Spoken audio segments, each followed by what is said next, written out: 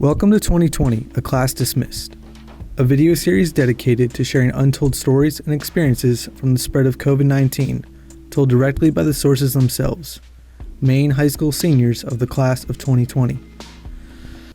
A senior at the Fort Kent Community High School and resident of Cross Lake, Amber Sandstrom is also a volunteer firefighter at North Lakes Fire and Rescue, and she plans to attend Northern Maine Community College in the fall for an emergency services program.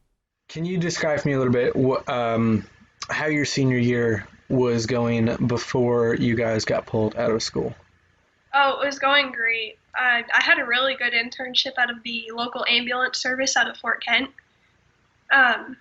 Once COVID hit, all the internships, especially from Maine EMS, because I was obviously running ambulance calls, Maine EMS had actually pulled all internships throughout the state, so that kind of was not the best situation, especially. It made me feel pretty miserable. Why is that? Because it's something that I used to love to do. Like, half of my mornings, I think I went every Tuesday and Thursday, so my mornings would be all just running EMS calls if we ever had any calls. And I was doing what I loved, and then with that being pulled, I couldn't do it anymore, so.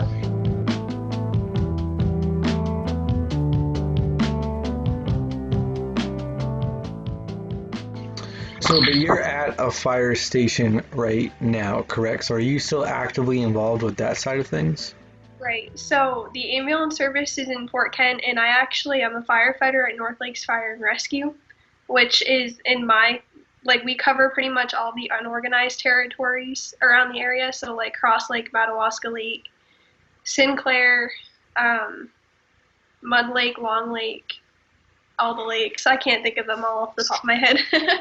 Too many. And so how has that been? I'm assuming you're still going out on calls with them during that time then. Yep. So I was actually walking from my grandmother's house to the fire station pretty recently. I've actually moved back home now, but when I was staying with her, I would stay at the fire station and use the internet there to do my schoolwork. And we had gotten a call one day for a car accident. So, we still get our calls and we still respond. And we had a really good turnout for that call. So, can you tell me a little bit about how that process has changed for you guys and how you're responding given new health concerns? We're given the option to wear masks. Pretty much just, if you're not comfortable, just don't stand within 6 to 8 feet of others. But it hasn't really been a huge issue up here. It hasn't really changed too much for the fire department anyway. No. Surprisingly, no. All of our operations pretty much stayed the same, as long as you're not in face with anybody, pretty much. So. But in any sort of emergency circumstances, there's just this attitude of we just need to get in there and help regardless of potential virus risk?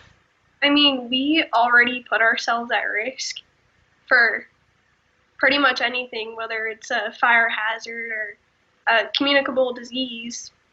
So, at this point, I feel like this is something that we're all not very, I don't even know the word for, is we're not, we do take that extra step of caution. And the way the 911 system works is they usually screen for possible COVID cases. And we haven't really had too much of an issue around here with that. So I'm curious about that. You're certainly in one of the more remote regions of the state. And I know that demographically it's been that southwestern corner down towards the seacoast that's been hit the hardest. So have you guys felt relatively untouched and unaffected by this virus? So in Aroostook County, I think we've had the total of 7 cases so far, and I think we've just had our first death recently from COVID. Out of how many people we have, I think it could be a lot worse than what it is. So then was it frustrating at all to have school shut down in an area where you don't necessarily see that direct impact or that immediate impact from the virus? Yeah, it was very frustrating. We're so used to in-person instruction, and to pull that all onto remote learning is so different. I can't do math for the life of me.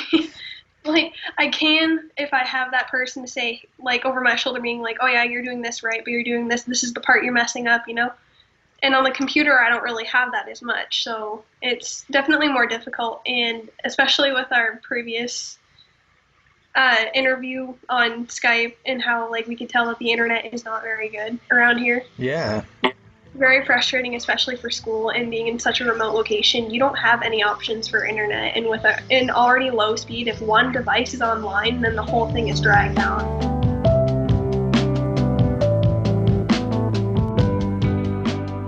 So that was something I wanted to ask about. I mean, how has your school addressed that? Because obviously that's not just a problem for you, that's just a regional sort of thing that they have to work with. So how have things worked to, overcome that internet challenge that you guys have? To be honest, like, I really am not sure because my internet works just enough to actually be able to keep up. As far as I know, like, if I'm missing any assignments or anything, the teachers will check in, they'll let me know what I'm missing, and they've been all very understanding, and, like, they'll give you that extra time. So I think that was, like, a big step, is being understanding about missing assignments and how we do live in rural Maine, and slow internet is an issue for everyone. It's not just one person. Have you heard from classmates that are struggling with the same thing? Oh yeah. Oh yeah. I mean, I had passed in a video I had done for, like, I had practiced a senior presentation and sent it to my English teacher, and she had also let me know that she was having a hard time downloading it because the internet speeds were not working all that good for her. So it's affecting both sides, that you guys It's can't access the content and the teachers can't grade the content. great. So in that sense, then, have you really felt like you've lost out, the experience part aside, educationally, have you lost out on this end of your senior year? Sometimes I do because, like, I do miss being in the classroom, and especially, like, that's where most of your memories are made, is in the classroom. So I mean, yeah, I do feel kind of like I missed out. Like, one of my favorite classes was economics, U.S. Supreme Court cases, because we were allowed to do debates in that class. So it's kind of hard to organize a debate online over Zoom. So you can't really do much about that. Whereas in class, we used to be able to argue with each other and not get in trouble for it. So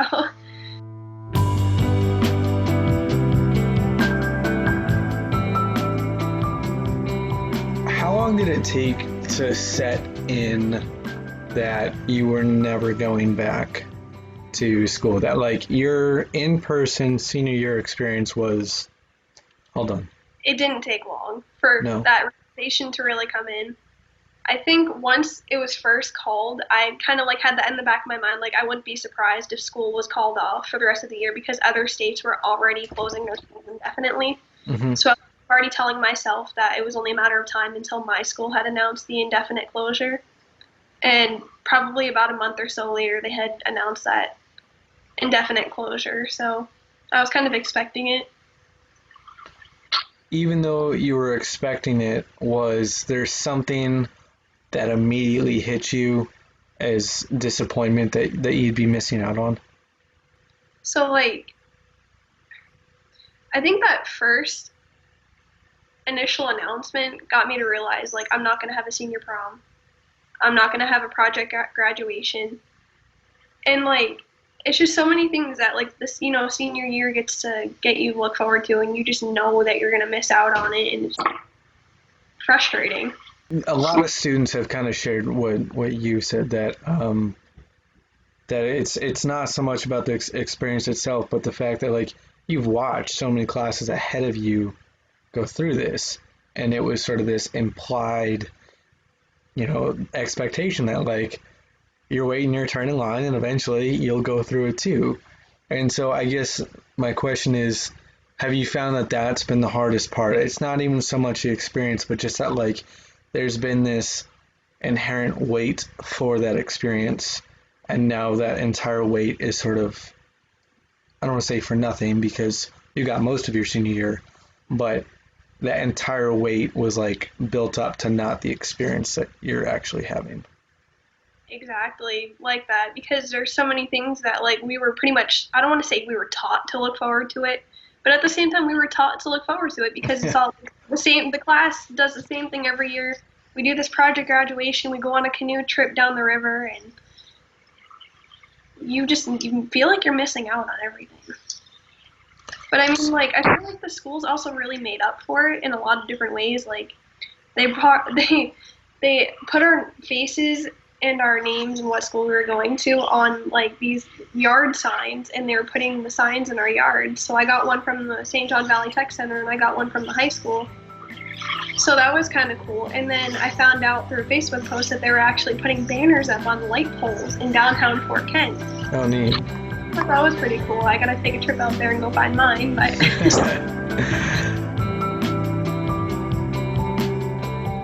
Well, thank you, Amber, for your time. I really appreciate it. yeah, thank you. And thank you for your public service, too. I think it's great what you do. Not a problem.